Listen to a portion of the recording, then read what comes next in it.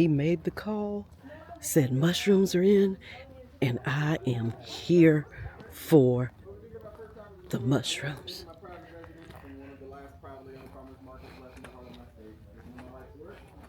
50 years where it all began in front of my home since 1970. It was actually founded by my late grandfather, who was a renowned pastor at the church in Apex for 50 years. But you're currently standing at one of the first structures in South Carolina. It was again founded by him. And as a child, underneath his wing, I took interest in the business alongside witnessing the growth of the area. We've witnessed then grow about 200,000 residents to Durham in 12 years and 1 million to the state in the same time. So as a native since '94, I do welcome you if you're that special. As a child, I had the intuition and foresight to grow the business daily and annually when I was 10 years of age in '04. By 2007, I was writing and signing checks at 13 to farmers all across North Carolina. Before long, turning the honor system of 42 years into $1 million C Corp at 5. And we didn't have a logo at that time, so I branded myself at age 15. I'll be 31 next month.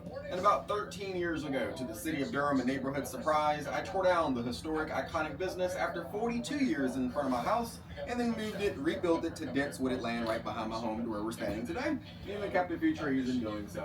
So I do take the time just to welcome newcomers formally and welcome everyone back to the largest and the oldest produce market that's even left in the heart of my state. This is now my 55th year. And over 1,000 days ago, when I was 25, I did run for the apolitical office that is Commissioner of Agriculture, and I did have the honor of receiving about 200,000 votes across North Carolina. So you're in good hands at the end of the day. I've got a vast network of over 300 farmers in 12 states supplying 40,000 pounds of produce to the business a week, and they are mostly in our agriculture-rich state throughout the year, as I love to show off that cornucopia that uniquely sits at our state seal. And that beautifully coexists with an orchard from the 70s on the west side of my brick house, and that just gives the business its standing name of Perkins Orchard, just not in the sense where you go out and you pick. All the caders and shelves are for the watermelons. We sell 60,000 a season from April through August. I do open up my backyard in the fall with 100,000 pumpkins. And of course, we do Christmas trees in December, as I pride myself on being one of the only established Christmas markets that's not in the random parking lot. I'm trying to create an experience for you. But follow me in the back and finish it. We are looking at a bare minimum in terms of variety and quantity, but as we progress throughout the warmer season, you will see more of the market. We're still hanging on the apples. I've got 16 orchards in 9 states, and in a normal year, pre-Helene, we'd have 40 varieties, but this year we maxed out at about 12 to 15. But I've done this over time to make up for the lack of picking that so many folks desperately seek as they move into our area without fully understanding the topography of where we are. We are literally 400 feet above the Atlantic Ocean. That's why I planted giant palm trees in the back years ago, to kind of further illustrate how closer to the coast we are than what can be a 5-hour trip to our mountains, while still bringing back the same varieties of apples you might be used to, others you may not have heard of. And come May, we will have our South Carolina peaches back. They are really delicious as they ripen up outside where they grow. Get your napkins ready meanwhile. Now this is the most popular item here at my store, our $25 bag deal I started about 15 years ago now. So essentially it's a fourth of a bushel box or black crate to give you perspective as to the depth and volume each bag has. So for the set price of $25, it allows my consumers discretion on how they fill it up to their heart's content, any produce on the market, any day of the season. As we say, if it grows, it goes.